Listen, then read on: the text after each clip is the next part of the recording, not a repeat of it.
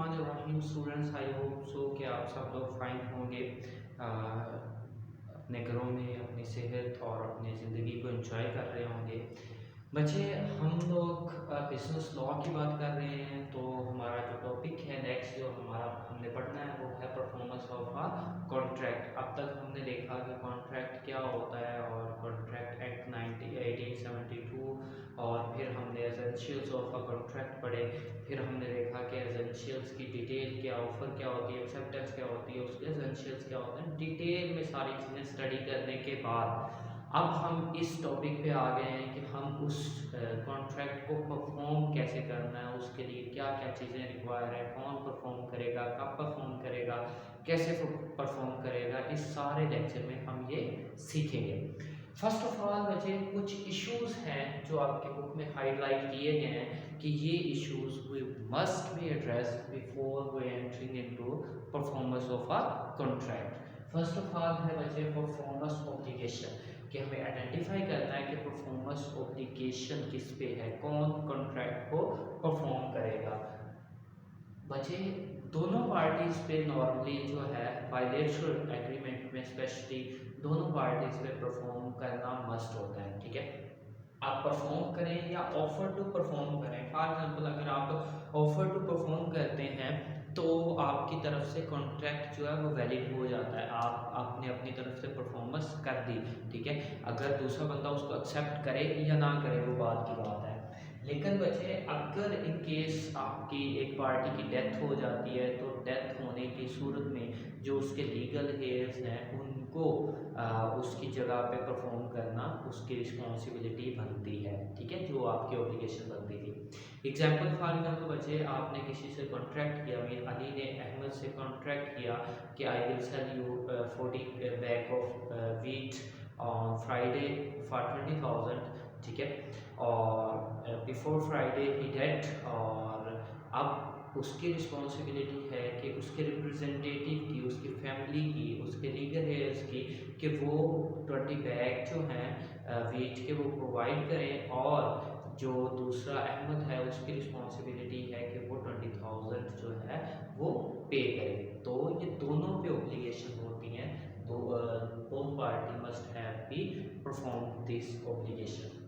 Secondly बच्चे, क्या refusal to accept the offer. अगर कोई बंदा आप ऑफर करते हैं मीन परफॉर्म करने की, अपनी परफॉर्मेंस देने की, तो अगला बंदा अगर रिफ्यूज़ कर देता है तो धन क्या होगा। ठीक है, हमने कहा पहले पॉइंट में कि दोनों पार्टीज़ पे ऑब्लिगेशन होती हैं, दोनों पार्टीज़ को अपनी ऑब्लिगेशंस को फुलफिल करना होता है। अब एक बंदे ने ऑफर की, अगला बंदा मीन परफॉर्मेंस की ऑफर की, लेकिन अगला बंदा जो है उसको एक्सेप्ट नहीं करता, देन क्या होगा, ऑफर टू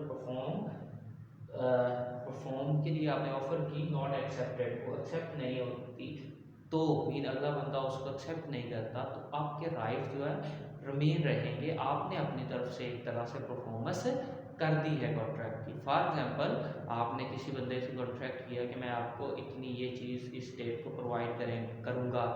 आप वो चीज़ लेके पहुँच गए हैं, लेकिन अगला बंदा उसको विदाउट एनी रीज़न जो है रिजेक्ट कर देता है, एक्सेप्ट नहीं करता, तो it would be consider that आपकी तरफ से परफॉर्मेंस हो गई है। ठीक है, you try to make performance but other person was not willing, therefore performance नहीं हो सकी, लेकिन आपके राइट्स जो है वो बचे क्या है, रिमेन सेम रहते हैं। आप कॉन्ट्रैक्ट से आउट नहीं होते और आपने अपनी रिस्पॉन्सिबिलिटी जो थी वो फुलफिल कर दी है।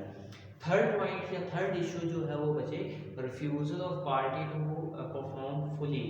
होली या फुली जो है एक बंदा रिफ्यूज़ कर देता है परफॉर्मेंस से। इसकी वजह एग्जांपल से इसको अच्छे से समझ लेते हैं। आपकी बुक में ही एग्जांपल है कि अगर एक बंदा जो है वो आपसे कॉन्ट्रैक्ट करता है कि मैं आपके जो है 5 सूट जो हैं वो क्लॉथ जो हैं वो डेली बेसिस पे सिया करूँगा, और वो आप उससे कॉन्ट्रैक्ट करते हैं कि मैं इतने पैसे इसके अगेंस्ट आपको डेली बेसिस पे दिया करूँगा। ठीक है, तो आज उसने सिए, आपने पैसे दे दिए, नेक्स्ट डे वो नहीं सीता, किसी भी रीज़न की वजह से सिलाई नहीं करता आपके जो क्लॉथ हैं, तो अब आपकी रिस्पॉन्सिबिलिटी नहीं है, अब आपका राइट है कि आप चाहें तो उस कॉन्ट्रैक्ट को लीव कर दें। आप लिबर्टी पे हैं, आपका राइट है कि उस कॉन्ट्रैक्ट को लीव कर दें, फर्दर लेके ना चले। अंडरस्टैंड बच्चे? आई होप कि ये 3 इश्यूज थे जिनको स्टडी करना कंपल्सरी था। First is performance obligation. Performance obligation हमने कहा क्या है कि दोनों पार्टीज के परफॉर्मेंस जो है वो कंपल्सरी है, दोनों both parties has to be perform, ठीक है।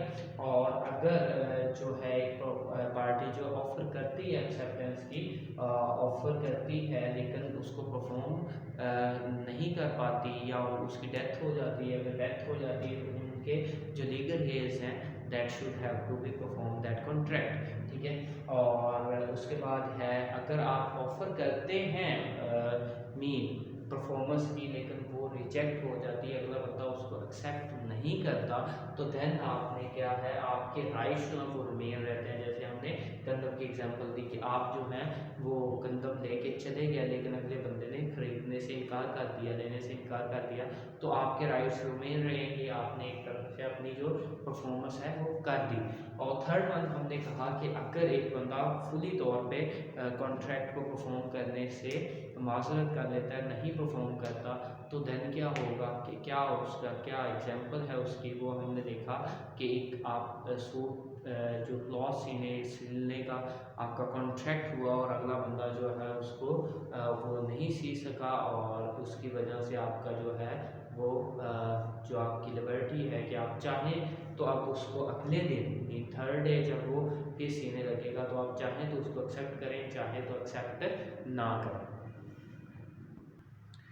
जी बच्चे, अब है कि who will perform the contract, ठीक है, कि कॉन्ट्रैक्ट कौन बंदा जो परफॉर्म करेगा, ठीक है, कौन बंदा परफॉर्म करेगा, who has to perform the contract या प्रॉमिस, ठीक है, किस बंदे को प्रॉमिस पे करना है, बाय द प्रोमिसर हिमसेल्फ। अच्छा बच्चे, इसमें एक चीज़ बड़ी मज़े की है कि कॉन्ट्रैक्ट में अगर स्पेसिफाई किया हुआ है कि जिस बंदे ने प्रॉमिस किया है वही बंदा कॉन्ट्रैक्ट को परफॉर्म करेगा, then he must have to be perform, ठीक है।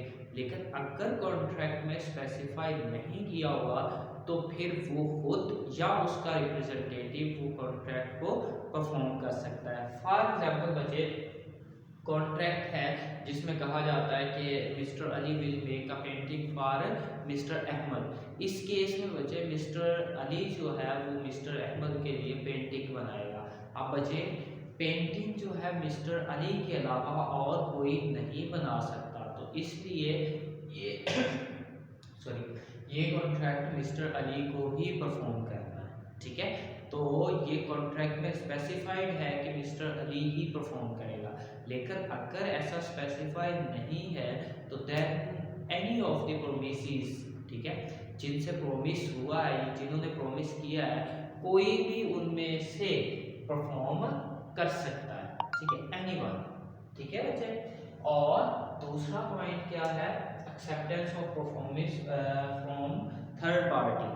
बच्चे अगर जिससे प्रॉमिस हुआ है वो किसी थर्ड पर्सन मीन अगर मेन बंदे की रिप्रेजेंटेटिव की तरफ से अगर उसकी परफॉर्मेंस एक्सेप्ट कर लेता है तो देन वो मेन बंदा वो इन्फोर्स नहीं कर सकेगा, प्रोविजर को इन्फोर्स नहीं कर सकता, ठीक है। फॉर एग्जाम्पल मैंने आपसे कॉन्ट्रैक्ट किया कि यू विल पे मी 80,000, ठीक है, आप खुद नहीं आते, किसी और को पैसे दे के भेज देते हैं, मैं वो पैसे रख लेता हूँ, तो देन मैं आपको जो है फोर्स नहीं कर सकता कि भाई मेरे पैसे दो, ठीक है। इसी तरह फॉर एग्जांपल अगर मैंने आपसे कॉन्ट्रैक्ट किया कि मैंने आपको इतने पैसे दे रहा हूँ तो आप मुझे एक मोबाइल परचेज करके देंगे, आप मोबाइल परचेज करते हैं या किसी को कहते हैं कि ये मोबाइल इस आदमी तक पहुँचा दिया जाए, ठीक है, तो आप क्या है वो मोबाइल वो बंदा लेके मेरे पास आता है, मैं वो मोबाइल रख लेता हूँ, एक्सेप्ट कर लेता हूँ। अगर तो मैं मोबाइल नहीं रखता कि मैं कहता हूँ कि मैंने आपसे ही लेना है तो then it's okay, contract is fine. अगर मैं वो एक्सेप्ट कर लेता हूँ, उसको रख लेता हूँ, ठीक है, देन मैं आपको कंपल या आपको फोर्स नहीं कर सकता कि यू हैव टू पे या रिटर्न माय फोन, ठीक है, कि आपको मुझे फ़ोन देना है या आपको मुझे पैसे देने हैं, ठीक है, तो मैं फिर आपको फोर्स नहीं कर सकता। थर्ड पॉइंट बचे devolution of joint liabilities, division हो जाती है जॉइंट लाइबिलिटीज की। इसमें क्या है बचे कि joint promisors to perform sorry that, अगर बचे किसी बंदे की जॉइंट प्रोमिसेस कौन होते हैं, जहाँ पे एक से ज़्यादा लोगों ने जॉइंटली प्रोमिस किया हो कि we have to do this. For example 5 लोग मिल के कॉन्ट्रैक्ट करते हैं कि we will build machinery building for you, ठीक है, आपसे कॉन्ट्रैक्ट हुआ कि 5 लोग मिल के आपके लिए बिल्डिंग बनाएंगे। अनलकीली एक बंदा जो है उनमें से क्या हो गया, डेथ हो गई उसकी, ठीक है, और बाकी 4 लोग अलाइव हैं, तो बचे पांचवें के जो लीगल हेयर है उसमें कंट्रीब्यूट करेंगे, ठीक है, जो भी उसके उनके हिस्से का पोर्शन है वो मेन फुलफिल करेंगे। फॉर एग्जाम्पल 5 लोगों ने कॉन्ट्रैक्ट किया कि हम आपको 2 लाख रुपया देंगे, सबने कंट्रीब्यूट करना था 20-20 हज़ार, लेकिन वो या 40-40 हज़ार, लेकिन वो उनमें से एक बंदा मर गया, तो उसके जो लीगल रिप्रेजेंटेटिव हैं वो उसके हिस्से का जो पोर्शन है उसकी कंट्रीब्यूशन जो है वो कंट्रीब्यूट करेंगे एज इट इज़। उसके बाद can promise compel any of the joint promisors to perform, बचे क्या आप थर्ड पार्टी से परफॉर्मेंस उसकी करवा सकते हैं, can promise compel any of the promisors to performance, ठीक है, बचे कि आप किसी एक से फोर्स करते हैं, जी बिल्कुल करवा सकते हैं। फॉर एग्जांपल 5 लोगों ने आपसे जो है वो कॉन्ट्रैक्ट किया या आपसे प्रोमिस किया कि वो will pay you 2 lakh in return of something, ठीक है, आपने वो चीज़ प्रोवाइड कर दी 5 को, ठीक है, अब आप किसी एक को भी जो है फोर्स कर सकते हैं कि यू हैव टू पे मी 2 लाख, ठीक है, लेकिन बच्चे यहाँ पे यही पॉइंट दोबारा डिस्कस होगा, तो जॉइंट प्रोमिसेस में compel others to contribute in performance. अब आप तो एक को कह रहे हैं, ABCD 5 लोग हैं, तो आप उनमें से एक को कह रहे हैं कि मुझे 2 लाख रुपया दें, ठीक है, आपका ये राइट है कि आप किसी को भी कह सकते हैं, ठीक है, लेकिन वो जो है वो जो 5 लोग हैं ABCD और F है, वो आपस में एक दूसरे आपने एक